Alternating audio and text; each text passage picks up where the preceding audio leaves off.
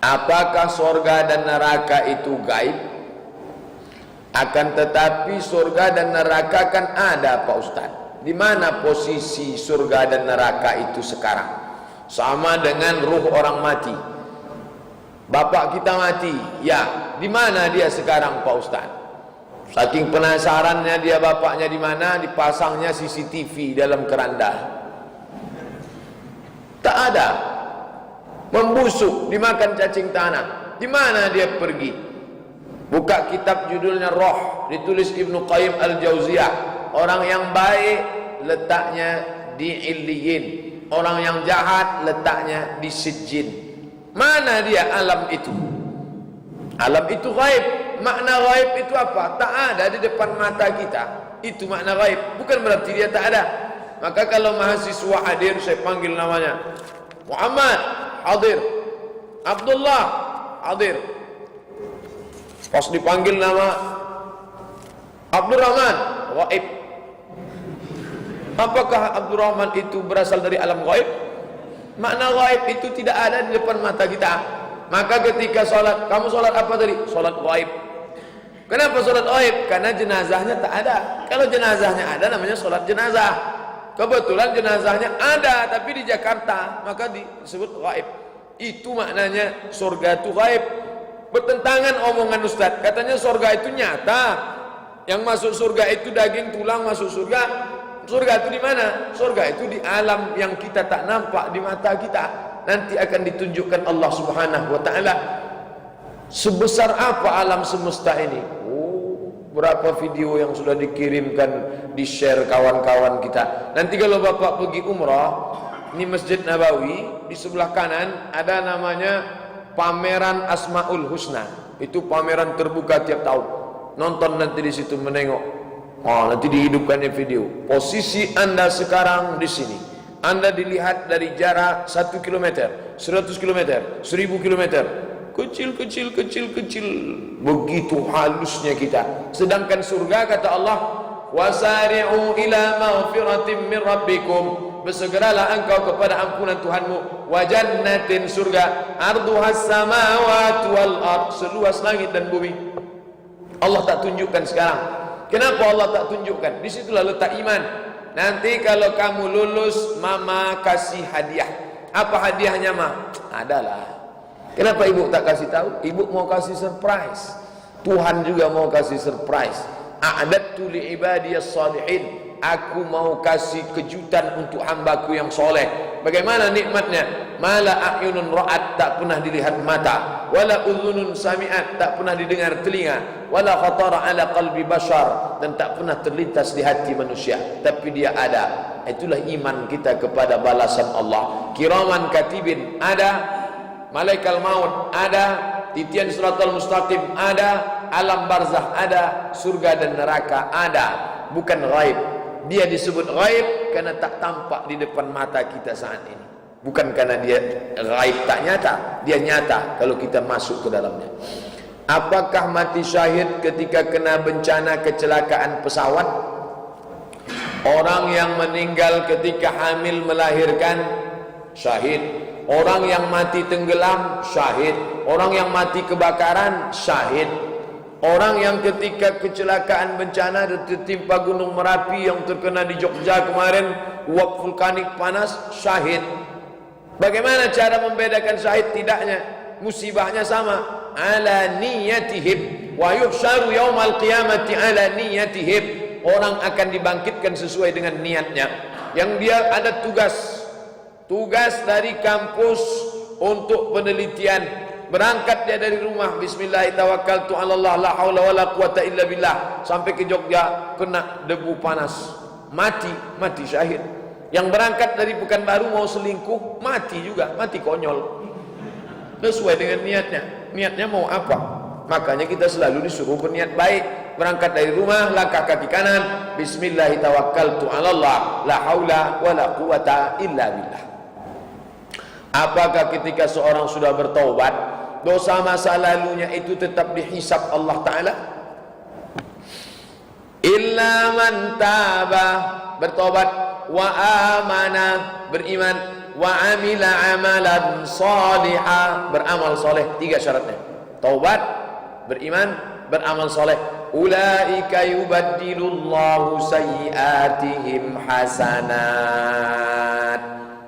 Maka semua perbuatan buruknya dulu bukan sekedar ditutupi Allah. Yubaddilullahu sayyiatihim hasanat, diganti Allah dengan yang baik-baik. Kalau sekedar dihilangkan biasa, diganti Allah dengan yang baik-baik, dengan syarat tidak kembali kepada masa lalu. Ini yang disebut dengan taubatan nasuha. Apakah seorang polisi dalam menangkap penjahat, kalau dia mati ditembak penjahat dan polisi itu syahid, ya? Kalau masuk polisinya tak nyogok. Kalau berangkat dari rumah dengan niat yang benar, polisi jujur, polisi yang dijadikan ikon dulu siapa? Sugeng. Hah? Hugeng. Polisi yang kata orang jujur. Ini ada panti asuhan, isinya 120 anak yang dibuang. Neneknya buang karena bisu, ibu kandungnya buang karena buta, itu ditampung. Saya tanya, Pak, selama Bapak buka panti ini anak yang dibuang 150. Kalau cerita profesi, siapa yang paling banyak nyumbang ke sini? Nanti kalau saya jawab Ustaz tak percaya. Tak, saya percaya insyaallah. Siapa yang paling banyak nyumbang ke sini, Pak? Polisi. Paling banyak polisi. Entah dijadikan money laundry, wallahu alam. Yang jelas kata dia, kita husnuzan banyak. Jadi banyak yang baik-baik itu. Kalau dia berniat baik, dia ditembak. Jangankan menolong harta orang, man mata duna malihi fahuwa syahid. Siapa yang mati menyelamatkan hartanya dengan cara halal, maka dia mati syahid. Apalagi dia menyelamatkan orang lain, menyelamatkan nyawa orang lain, maka dia mati syahid. Oleh sebab itu kita ini nanti akan dibangkitkan di akhirat sesuai dengan niat kita masing-masing. Maka kita disuruh bangun pagi itu sudah niat baik. Alhamdulillahilladzi ahyana. Kalau engkau menghidupkan aku, maka aku mesti selalu berbuat karena engkau. InsyaAllah niatnya baik. Ustaz, apakah kita tahu apa yang dibukti amalan kita diterima Allah Subhanahu wa taala? Pak Ustaz tahu tak solat asar Pak Ustaz tadi diterima Allah apa tidak? Rasa-rasanya kalau kami sama Ustaz lebih diterima amal kami, karena Ustaz masbuk tadi. Tahu tak diterima Allah Subhanahu wa taala? Kalau tahu diterima, ngapain berdoa? Rabbana taqabbal minna salatana wa siyamana wa qiyamana wa ruku'ana. Ya Allah, terimalah salat kami, puasa kami, wa tammim taqsirana, sempurnakanlah segala kekurangan kami. Tak ada yang tahu. Maka tak tahu itulah kita selalu berharap. Orang berharap kepada Allah seperti burung yang terbang dengan 2 sayap. Pertama sayap khauf, takut. Yang kedua sayap roja, selalu berharap. Saya takut solat itu tak diterima, tapi saya tak putus asa karena saya senantiasa berharap. Tidak ada yang tahu siapa yang dapat Lailatul Qadar. Tidak ada yang tahu siapa dapat haji mabrur. Tidak ada yang tahu siapa dapat taubat nasuha. Tidak ada yang tahu siapa dapat solat usta. Tidak ada yang tahu siapa dapat 1 titik doa makbul hari Jumat. Kenapa Allah tak kasih tahu? Supaya kita senantiasa berharap kepada Allah. Kira-kira apa efeknya kalau Allah kasih tahu? Selesai asar langsung masuk, diterima. Sombong, angkuh. Sengaja Allah buat begitu supaya kita senantiasa berharap. Kita senantiasa merasa diri kita kotor, hina, tidak beramal. Aku merasa solatku ini kurang ya Allah. Makanya begitu salam tadi, Assalamualaikum warahmatullah, Assalamualaikum warahmatullah, Astaghfirullah, Astaghfirullah, Astaghfirullah. Mestinya kalau sudah tahu bukan begitu. Assalamualaikum warahmatullah, Assalamualaikum warahmatullah, Alhamdulillah, sudah ada report. Tapi kita tidak bilang Alhamdulillah, Astaghfirullah. Mungkin tadi dalam solat itu aku lalai, mulutku mengatakan Allahu Akbar, tapi nanti aku mau pulang mampir ke mall SKA, nengok-nengok kerudung yang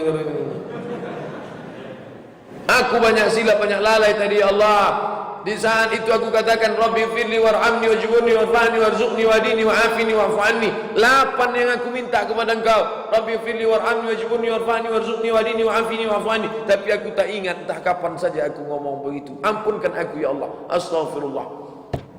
Tapi tanda-tandanya ada. Apa tandanya? Ada perubahan pada sikap dan perilaku. Buah daripada ibadah, perubahan. Ibu itu dulu sebelum solat jilbabnya, tapi setelah solat alhamdulillah. Bapak tu dulu sebelum haji, setelah haji macam mana? Makin pelit, minta ampun pelit. Kenapa orang Islam berkhitan? Ikhtatana Ibrahim alaihi salam. Nabi Ibrahim berkhitan wa umruhu 80, umurnya 80 tahun. Bil Qudum, dia berkhitan di satu kampung namanya Qudum. Qudum itu kampung di Suriah, negeri Syam. Disitulah dia berkhitan. Kenapa berkhitan? Sekarang orang Kristen, orang Hindu, orang Buddha, orang Cina malu-malu kucing diam-diam pergi ke rumah sakit berkhitan. Apalagi sekarang khitan laser tak terlalu sakit, mudah, karena dia risih, ada najis di dalam, kotor, bau, busuk, belum lagi penyebab kanker macam-macam, kanker kulit, kanker macam-macam. Maka mereka diam-diam berkhitan. Jadi secara medis manfaatnya juga secara agama. Yang pertama berkhitan Nabi Ibrahim, hadis riwayat Muslim, ada manfaat-manfaat kesehatan. Yang kedua karena kepatuhan kepada Allah. Kalau Allah sudah suruh potong, potong. Andai tak ada manfaatnya sama sekali pun kita tetap potong, karena kita sami'na wa ata'na. Kenapa Allah menciptakan matahari, bulan, planet, cacing, kepiting, kalajengking dan lain-lain? Kenapa? Pak Ustaz, kenapa Allah ciptakan babi? Kata jamaah ke saya, ini terlalu banyak, ini bisa diwakili oleh babi saja. Kenapa Allah ciptakan? Dia segan mau nulis, lalu cacing, kepiting. Kenapa Allah ciptakan babi? Guru membuat soal multiple choice. Siapakah Presiden Amerika? A. Goh Chok Tong, B. Mahathir Muhammad, C. Jokowi, D. Obama, E. Nelson Mandela. Kenapa dibuatnya 6 A, B, C, D, E? Justru yang benar hanya satu. Lalu kalau begitu guru itu menyesatkan muridnya? Tidak. Saat itu dia sedang menguji muridnya. Dia sedang menguji, kira-kira muridku ini bisa tak membedakan antara gocok tong yang putih bersih dengan Obama yang hitam legam? Tahu tak dia membedakan ini? Begitu juga Allah ciptakan. Ini kuciptakan makhluk namanya kambing, lalu kuciptakan lagi namanya kucing, yang ini kuciptakan babi. Secara keturunan ini yang paling banyak anaknya, 13 sekali lahir. Yang ini hanya 2 ekor. Ini murah, bakso babi murah, sepatu kulit babi murah, karena banyak pertumbuhannya, populasinya, maka dia murah. Mana yang kau pilih? Ketika berhasil memilih dengan penuh kesadaran memilih babi, aram.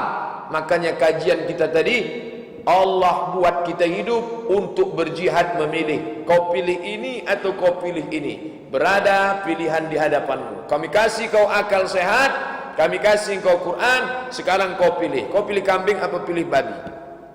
Kenapa Allah ciptakan cacing? Ada namanya Al-Jahiz, ulama, dia peneliti. Dia teliti makhluk yang tak punya mata, tidak punya tangan, tidak punya kaki. Namanya cacing. Kalau ada bapak yang bisa membuktikan mata cacing, tunjukkan saya di mana matanya. Tapi Allah kasih dia kehidupan yang luar biasa. Dia tidak bisa melihat matahari, maka dia hidup di dalam tanah. Gelap, tak punya mata, tapi dia tetap bisa makan dan hidup. Karena Allah berjanji, wa ma min dabbatin fil ardi, segala makhluk yang bergerak di atas muka bumi, illa 'ala Allah rizquha, dijamin Allah rezekinya. Yang dimaksud dengan dabbah, kalau dia bergerak melata. Cacing menggerakkan perutnya, lalu dia bergerak, maka setiap dia bergerak, dia dapat makan, dia hidup. Belum ada cacing yang mati karena kelaparan kalau dia tidak bergerak. Kalau dia bergerak, dia hidup. Dia menghindari dimangsa, maka dia masuk ke dalam. Kalau dia kita gali, kita muncul ke atas, dimakan ayam, mati dia. Tapi dia tetap bermanfaat buat makhluk lain. Oleh sebab itu, orang yang tidak menggunakan matanya, telinganya, tak menggunakan potensi dirinya, Allah mengatakan ulaika kal an'am, mereka lebih hina daripada binatang, bal hum adall, lebih hina daripada semua binatang. Untuk apa Allah buat ciptakan planet? Ini matahari. Lalu di samping matahari itu ada Neptunus, Merkurius, Pluto, Mars, semua berkeliling. La syamsu yanbaghi laha an tudrikal qamar. Matahari tak mungkin berjumpa dengan bulan. Walal lailu sabiqun nahar. Malam tak mungkin mendahului siang. Wa kullum fi falaki yasbahun. Semuanya bergeliling pada garis edarnya masing-masing. Seandainya matahari itu menjauh sedikit saja, kita membeku. Seandainya matahari itu mendekat sedikit saja, maka kita pula akan terbakar. Siapa yang mengatur itu? Dzalika taqdirul azizil alim. Itu pengaturan Allah yang sangat luar biasa.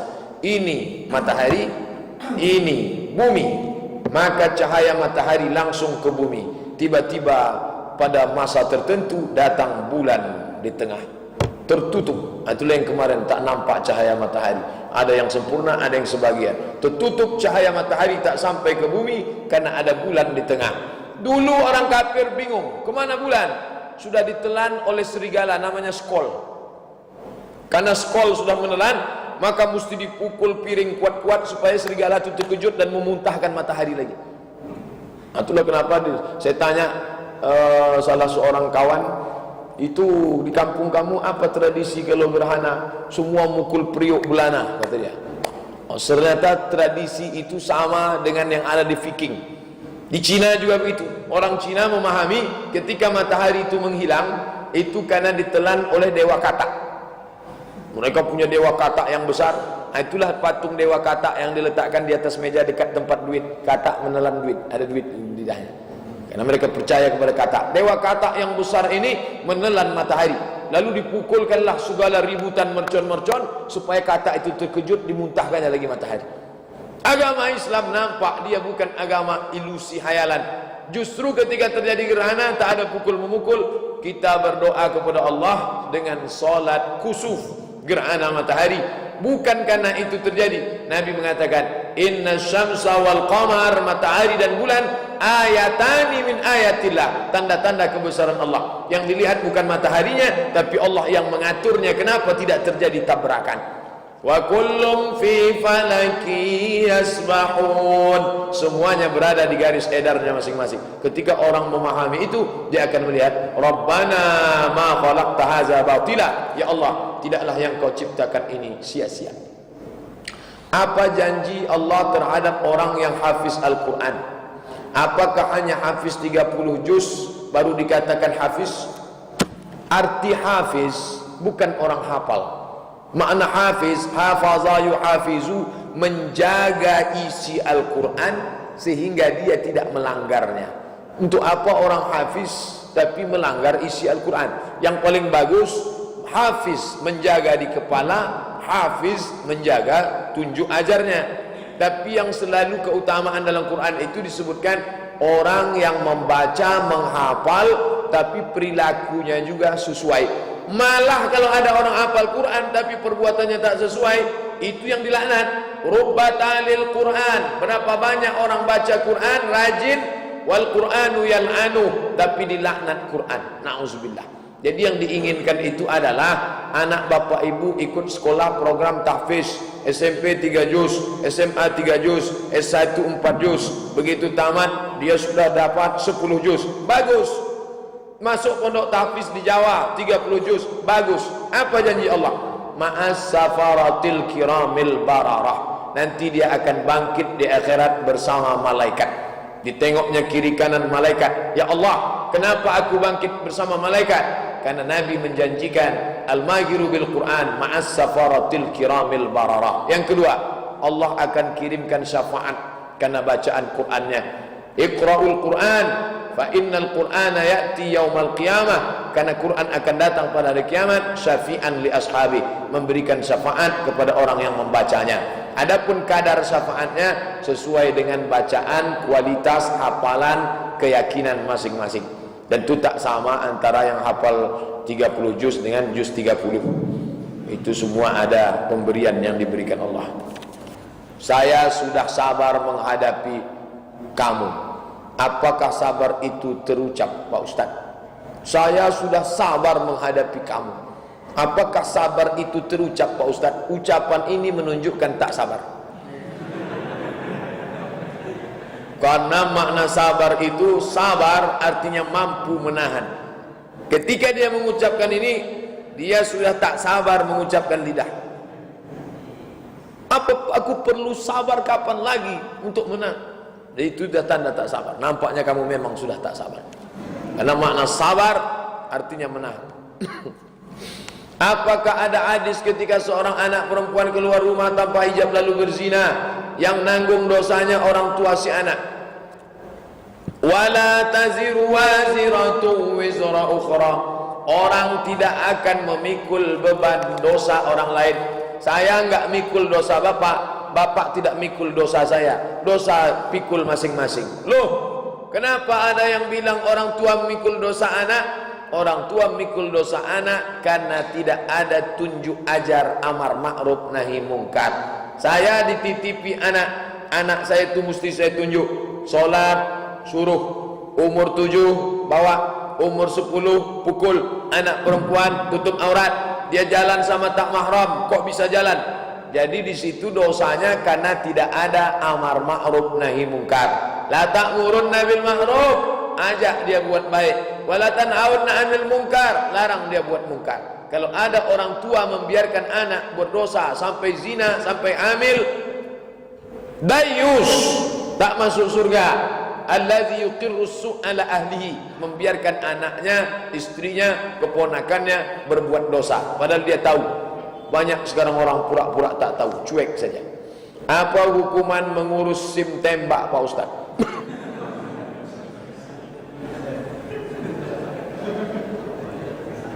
Dan mempunyai ijazah palsu. Oh, ini dua pertanyaan nih. Yang pertama, mengurus SIM tembak. Prosesnya punya surat lulus kursus. Setelah itu lulus kursus dibawa kepada tes. Habis itu tes ini, lalu dia tawarkan kalau mau nanti bisalah cincai 500 selesai. Ini maka kita saya pengurusan paspor ditawarkan orang. Bapak kalau mau ikut prosedur, hari ini datang, hari ini 2 minggu insya Allah 250.000. Daripada bapak izin kerja tinggal itu ini segala macam, bagus bapak bayar 500 saja Pak, nanti sore selesai. Tak apa-apalah, biarlah saya urus sampai 2 minggu. Saya izin 2 kali mengajar, saya ikut ngantri, saya bayar. Tapi saya tak pakai baju koko, pakai peci. Ikut ngantri pakai peci itu merusak nama ustaz. Saya tak pakai baju kemeja biasa, saya urus sendiri. Paspor saya pergi umrah, saya urus sendiri, keluar. Tak ada duit ustaz 500.000. Ada. Kenapa tak ustaz kasih aja? Saya tak mau saya kasih ke dia, nanti duit itu dibawanya pulang ke rumah, lalu disuapkannya ke anak istrinya, habis itu dia masuk neraka, lalu malaikat nanya, kau makan haram? Ya, dari siapa? Ustaz Somad. Akte anak gitu juga, saya urus sendiri. SIM juga saya urus. Jadi jangan sampailah bahwa ada orang yang berani menghalalkan, mungkin dia sudah dapat dalilnya. Saya belum dapat lagi. Nanti kalau bapak ibu sudah dapat, kasih saya datang. Apa hukum punya ijazah palsu lalu lulus PNS? Lulus umur 30, pensiun umur 58. Selama 28 tahun itu makan haram. Dia makan haram, anaknya makan haram, bininya makan haram. Makan haramnya 28 tahun. Jadi kalau 1 bulan itu 25 juta, 22 juta, setahun 24 juta, 240 juta, 500 juta, itulah yang masuk ke dalam badan. Ayyuma lahmin, setiap daging di badan, nabata min haramin, kalau tumbuh dari yang haram, fannaru aulabi, tempatnya api neraka. Na'udzubillah. Doa dari lidah yang makan haram. Wa qina azabannar. Mat'amuhu haram, makanannya haram. Mashrabuhu haram, minumannya haram. Malbasuhu haram, pakaiannya diberi dari uang haram. Wa ghuziya bil haram, anak istri dikasih makan haram. Ana yustajabulah, tak mungkin doanya dikabulkan Allah. Makanya kita disuruh mengasih makan yang halal-halal. Apakah ada hadis mengatakan siapa yang menyakiti seorang karena lisannya, maka amal ibadahnya tak diterima Allah? Ya Rasulullah, ya, inna fulanatan, ada si fulan, tasumun nahar, rajin puasa sunat, wa taqumul lail, rajin tahajud malam, wa tu'zi jiranaha, tapi menyakiti jiran, bilisaniha, dengan lidahnya. Bagaimana orang ini? Kata Nabi, la khaira fiha, tak ada kebaikan pada dirinya, ia finnar, dia masuk neraka. Salatnya rusak, puasanya rusak, gara-gara lidah menyakiti hati orang lain. Bagaimana menjaga istiqamah dalam beribadah? Pertama, kita pahami bahwa ibadah itu tidak bisa menolong kita. Jangan dihitung-hitung. Ambil pena, ambil kertas. Salat di Masjid Nabawi 40 rakaat kali 1000, 40.000. Di Makkah kali 100.000, 700.000. Cukuplah kalau untuk masuk Jannatul Firdaus. Kita masuk surga bukan karena itu, tapi karena rahmat Allah. Untuk mendapat rahmat Allah itulah kita infakkan harta sampai pergi ke Makkah. Untuk mendapatkan rahmat Allah itulah kita infakkan waktu duduk di rumah Allah ini. Maka kita merasa tidak pernah dapat menebus surga Allah. Hidup 80, 50, 60, paling-paling 63 tahun. Kalau sampai 63 tahun itulah amal, mau dibayar dengan kehidupan yang khalidina fiha abada, senantiasa muhasabah diri. Itu membangkitkan istiqamah. Pertama, merasa amal kecil tak sanggup menebus surga Allah. Yang kedua, selalu berjamaah. Alaikum bil jamaah. Asal terdengar suara azan maghrib, subuh, asar, isya, langsung berjamaah. Ada pengajian-pengajian, datang. Karena serigala hanya menerkam kambing yang memisahkan diri dari jamaah. Sering-sering nonton acara flora dan fauna, menengok bagaimana mereka disergap ketika memisahkan diri dari jamaah. Jangan pernah memisahkan diri dari berjamaah. Pengajian berjamaah. Kenapa ya Ustaz, saya baca Quran atau hadir pengajian kok cepat mengantuk? Ada dua kemungkinan. Pertama, kurang gizi. Yang kedua, setan. Maka dilawan dengan berwudu. Kamar mandi dekat, wudu. Wudu. Saya udah wudu ngantuk juga, bawa semprot. Syekh Ibnu Utsaimin kalau ngajar bawa pistol air. Qala Rasulullah sallallahu alaihi wasallam. An Abi Zinadi an al-A'raj an Abi Hurairah radhiyallahu anhu qala qala Rasulullah sallallahu alaihi wasallam. Syekh Ibnu Utsaimin, ulama besar dari Makkah Al-Mukarramah, menembak murid-muridnya pakai pistol air. Ini belum saya amalkan. Apa hukumnya pakai cincin emas? Uhillu dhahab wal harir lil unsa min ummati. Aku halalkan emas dan sutra untuk umatku yang perempuan. Ibu boleh pakai emas, boleh pakai sutra. Laki-laki wa uharrimuhuma lirrijal. Untuk laki-laki aku haramkan. Hadis pertama. Hadis kedua, Nabi jumpa sahabat. Sini kata Nabi, itu apa di tanganmu? Dicopot Nabi, dicampakkan Nabi. Kau sudah memakai dari neraka, kata Nabi. Setelah Nabi pergi, sahabat mengambil emas itu, dibalikkan. Nih, Nabi sudah pergi. Enggak, aku tak mau mengambil yang sudah dibuang Nabi. Begitulah sahabat takutnya kepada Nabi SAW. Ini dalil-dalil hadis kuat tentang tak boleh pakai cincin emas. Maka cincin perak, kalau ingin pakai cincin perak, besi putih tak masalah. Walau khataman min hadidin, walaupun cincin terbuat dari besi. Apa hikmah di situ? Imam Syafi'i pernah ditanya, kenapa tak boleh pakai cincin emas wahai Imam Syafi'i? Robek hati orang miskin menengok. Dia bilang, Pak, tengok cincin emas kawan, bosor-bosor. Pak, makan Pak.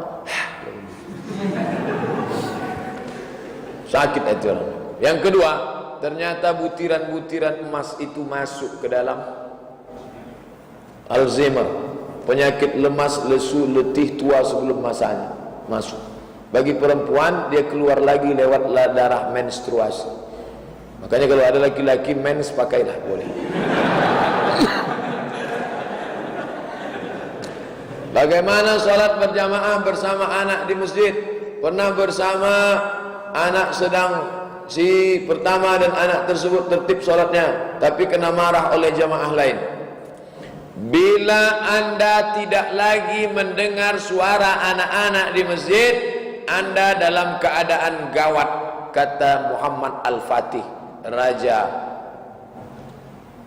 Turki yang membebaskan Konstantinopel. Nanti bapak ibu pulang ke masjid dekat rumah, sholat maghrib. Kalau tak ada suara anak-anak, anda dalam keadaan gawat. Itu negeri akan kafir, tak lama lagi kafir. Tapi kalau masih ada suara anak-anak, nangis, sholat, main-main, insya Allah mereka main-main, nanti setelah lajang dia akan jadi pengurus masjid, insya Allah. Karena masa kecil berkesan. Saya kalau balik kampung masih ingat, dulu saya di sini, dulu kami di sini, sholat pakai celana pendek, kami di sini, kami di sini. Kalau tak terdengar lagi, kalau ada orang marah-marah, jangan bawa anak-anak ke masjid. Ini orang tak paham. Anak-anak ya ribut, bapaknya aja ribut. Maka susun satu sop di belakang. Anak-anak, nih. Di Rokan Hulu setiap maghrib anak-anak datang 300 orang. Setiap maghrib, dari maghrib ke isya. Tujuannya apa? Disediakan guru ngaji gratis. Nanti dites sekian bulan, yang ini dapat bonus, dapat nih. Saya tanya, apa guna program anak-anak 300 ini? Kalau anaknya 300, bapaknya ngantar, emaknya ngantar, udah 900. Masjid penuh. Maghrib dia ngantar, isya dia jemput.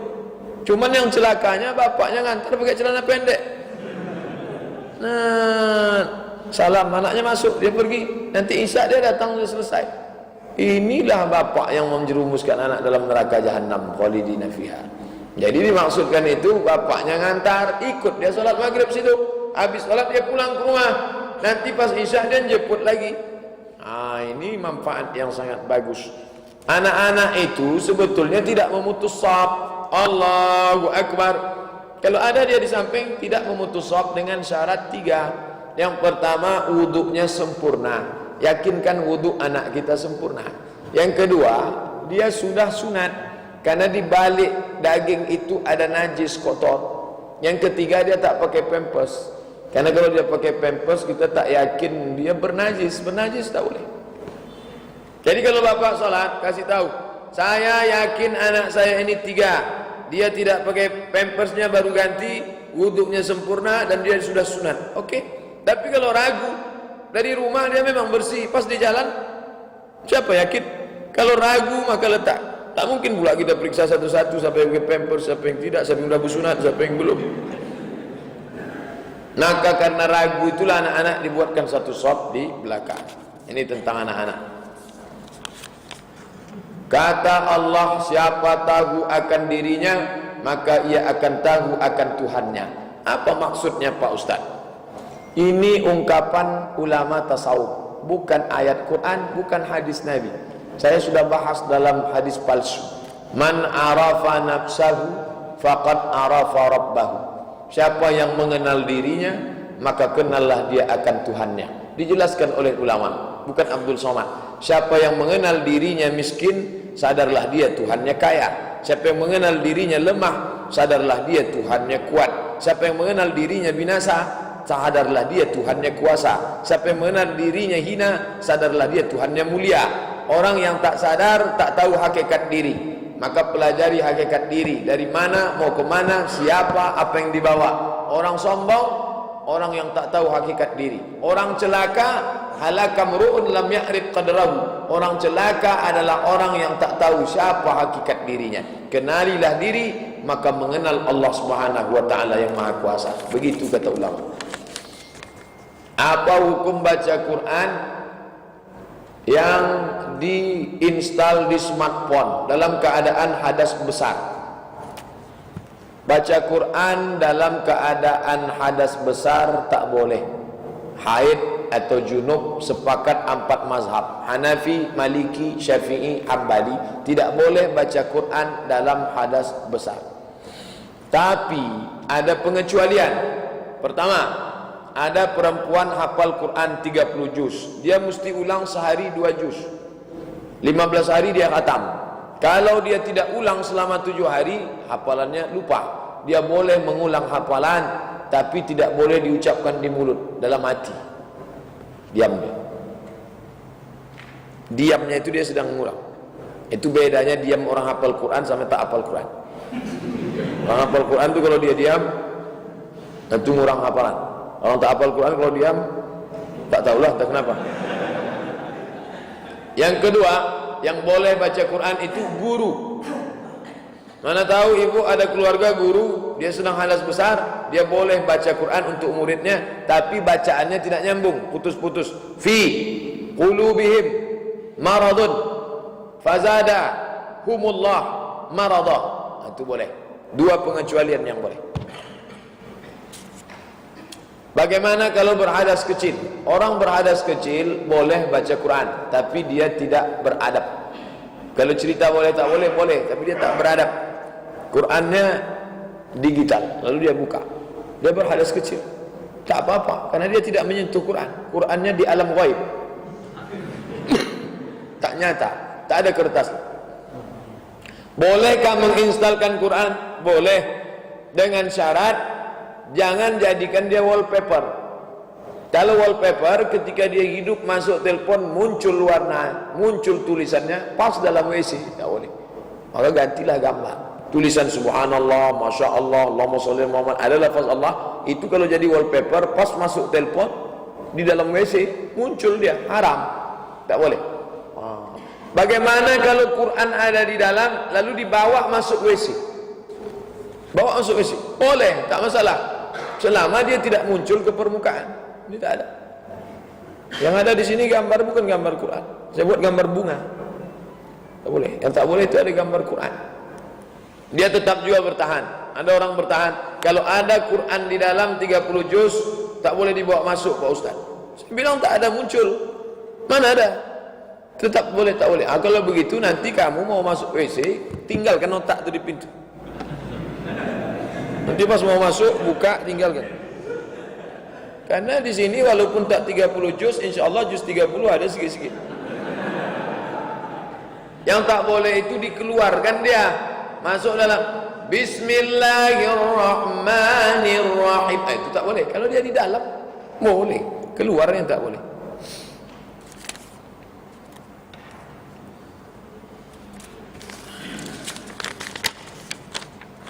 Apakah dalam salat wajib mulut membaca atau mulut diam saja?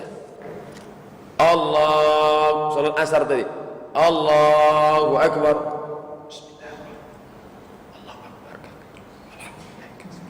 yang satu lagi diam aja, Allahu Akbar. Tanya kawan, kau tak berbunyi? Tuhan Maha tahu. Kita tak bisa main akal-akal. Tengok Nabi, wa ma atakumur rasulu fakhudhuhu. Apa yang dibuat Nabi ambillah. Jangan pakai akal-akal. Akal boleh dipakai kalau tak ada Quran, tak ada hadis, baru pakai akal. Quran, hadis, ijma', qiyas. Qiyas itu akal. Selama ada hadis, pakai hadis. Ya Khabbab, Khabbab sahabat Nabi, ya, kamu pernah sholat sama Nabi? Pernah. Nabi itu mulutnya bergerak atau diam? Nabi mulutnya bergerak. Dari mana kamu tahu? Bittirabi lihyati, saya tengok jenggotnya bergoyang. Allah Malik. Jadi yang benar itu mulut bergerak. Membaca sekadar hamsah. Hamsah itu bisa didengar diri sendiri. Ini sekarang umat ini terbagi dua. Yang satu tak berbunyi sama sekali, yang satu berbunyi sampai kawan di sebelah terdengar, terganggu dia.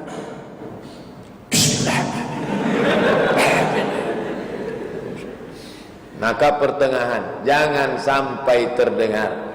Orang yang membaca suara terlalu kuat itu ada dua kemungkinan. Yang pertama jahil, yang kedua pokak. Maka membaca seagak-agak. Apa apalagi jadi imam, ada mikrofon, kuat banget. Bismillah. At-tahiyatu. Nas, nas, nas. Ketahuan ayatnya pulang surah Bin-Nas.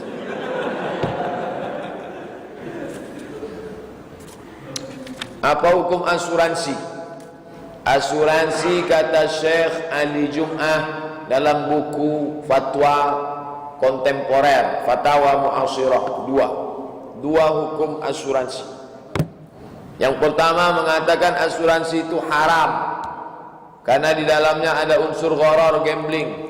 Asuransi mobil 7 juta setahun, dibayarnya 7 juta setahun, tak ada apa-apa, selamat aja, rugi. Yang satu begitu bayaran ini 7 juta, besok langsung kecelakaan, ganti 70 juta. Yang satu merasa rugi, di hari terakhir tabrakannya gara-gara itu. Ini. Yang satu lagi mengatakan asuransi itu boleh karena di dalamnya ada unsur ta'awun, tolong menolong. Bapak 7 juta, bapak 7 juta, bapak 7 juta, kita semua 70. Ketika ada satu yang kecelakaan, seolah-olah kita nyumbang patungan nolong dia. Maka yang ini melihat ada unsur tolong menolongnya. Kata Syekh Atiyah, kata Syekh Ali Jum'ah, pilihlah antara dua fatwa ini, kamu condong kemana? Kalau nanti ada yang mau daftar, berarti dia condong kepada ada tolong menolong. Kalau ada yang tak mau, berarti dia condong ke pendapat mengatakan ada gharar, gambling, ketidakpastian. Saya tak mau. Ustaz condong kemana? Saya belum sampai hari ini belum mendaftar asuransi kendaraan. Apakah selama ini Ustaz tak pernah kecelakaan? Bolak-balik kecelakaan. Saya bayar sendiri. Bapak asuransinya mana, nomor berapa? Enggak, saya tak ada asuransi. Bapak bayar? Ya, saya bayar. Ini tentang masalah. Terakhir, kalau kita bertengkar sama istri, tapi istri sering minta cerai, apa hukumnya? Ceraikan aja. Dia minta. Istri saya tak pernah minta cerai. Seandainya dia minta, saya ceraikan. Saya cari yang lain. Apa susah-susah? Ustaz ni tak serius gitu. Ini mau cerita masalah hubungan suami istri ini. Saya tentu punya keluarga perempuan. Idealnya saudari-saudara kita perempuan laki-laki ini sebelum menikah, dia itu mesti kursus pernikahan dulu, supaya dia tahu apa haknya, dia tahu apa itu zihar, apa itu li'an, apa itu talak, apa itu rujuk, apa itu iddah, apa itu nafkah, apa kewajibannya. Kalau dia tidak begitu, panggil ustaz, nasihat pernikahan, acara di situ ustaz itu tak ada gunanya. Yang saya setuju kalau keluarga kita mau nikah, kapan dia mau nikah? Seminggu lagi, dudukkan situ, panggil ustaz. Ustaz, tolong dudukkan sama ini, ceritakan apa. Adapun tausiah di situ itu hanya lipstick basa-basi aja. Ceramah lah ustaz di situ, dia pun berdua kiki. Tak ada guna. Itu seremonial saja itu. Jadi yang kalau mau serius nasihat. Malam berinai, malam bahatam kaji, duduk. Ada nenek mama, orang tua, anakku dengarkan tausiah ustaz. Ustaz cerita jangan ngalor ngidul. 1, 2, 3. Anak perempuanku, engkau punya hak 5 terhadap suamimu. Makan, pakai, tempat tinggal, pakaian, makan, pakai, tempat tinggal, perhatian, pendidikan. Nanti kalau kau menikah, engkau punya hak 5 terhadap suamimu, nak. Makan, pakai, tempat tinggal, pendidikan, perhatian. Dia wajib mendidik engkau ke jalan Allah. Kalau solatmu tak betul, dia meluruskan. Perhatian, seksual masuk dalam perhatian.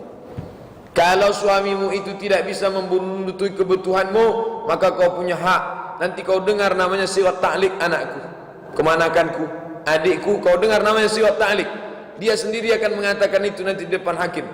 Jika saya meninggalkan istri saya 2 tahun lamanya, atau tidak memberikan nafkah zahir dan batin selama 3 bulan berturut-turut, lalu istri saya datang ke pengadilan agama dan menuntut talak 1, maka jatuhlah talak 1 kepada saya setelah istri saya membayar iwat 10.000 yang diserahkan kepada Direktorat Pendidikan Agama Islam. Ini semua, maka kita kasih tahu haknya. Kalau suamimu itu mengajak engkau ke jalan Allah, kau wajib patuh, wahai anakku, wahai adikku. Sujud kepada manusia tak boleh. Seandainya boleh sujud kepada manusia, la amartuhum, akan kusuruh mereka sujud kepada suami. Haram kau melawan dia. Tapi kalau dia mengkhianatimu, maka kau punya hak, namanya khulu'. Khulu' itu perempuan boleh menuntut cerai. Perempuan jangan meminta cerai. Perempuan menuntut cerai namanya khulu'. Perempuan menelpon saya jam 12 malam, menangis terisak-isak, terseduh-seduh. Saya sedang di atas sajadah, Pak Ustaz, solat tahajud. Terus suami saya sedang di ruang tamu pesta narkoba sama PSK. Apa yang saya mesti lakukan? Besok pagi tuntut ke pengadilan. Tulis itu semua laporan. Tuntut. Kata ustaz saya, sorga terletak di telapak kaki suami. Saya haram. Saya bilang itu ustaz setan. Tak betul. Dia ngomong begitu itu kepada siapa? Bagaimana kalau anak perempuan dia? Bagaimana kalau adik dia digitukan orang? Mungkin dia lebih dulu bawa parang panjang. Oleh sebab itu ini cakap tak betul. Maka saya kasih tahu perempuan punya hak. Maka ketika dia mengajak engkau ke jalan Allah, sami'na wa ata'na, sam'an wa ta'atan, patuh. Tapi ketika dia sudah mengkhianati amanah, maka kau punya hak untuk melepaskan. Islam tidak pernah memaksa perempuan untuk berada hidup tertekan sampai mati harus setia. Tengok dulu laki-laki yang model mana. Ini mesti dikasih tahu kepada anak perempuan kita, adik perempuan kita. Remaja masjid perlu membuat satu tema khusus hak-hak perempuan. Perempuan, pengajian ibu-ibu supaya tahu. Kalau tidak nanti ibu-ibu akan haknya akan diambil, akan dirampas. Ini tentang masalah perempuan. Maka kalau istri itu minta cerai, dudukkanlah dia. Kalau tak bisa kita berdua, ada keluarga di situ, duduk. Kenapa dia minta? Yang 5 ini kan sudah kukasih. Makan, pakai, tempat tinggal, pendidikan, perhatian. Sudah saya kasih. Kenapa kamu minta? Saya tak mau punya suami macam kamu, kurus sekali. Saya maunya macam adik Rai, ganteng. Apa boleh buat? Aku ceraikan kau, talak satu, carilah. Mudah-mudahan dapat. Tapi kalau tak dapat, jangan kau miss call aku lagi. Nah, ini mesti ada komitmen yang baik. Kalau ada masalah kecil, dia seperti api dalam sekam, maka dia mesti dipadamkan. Jangan nampak api dibiarkan, dia akan setan datang mengipas sehingga dia menjadi besar. Maka dudukkan, apa masalahnya? Ceraikan aku, balikkan kau. Apa masalahnya?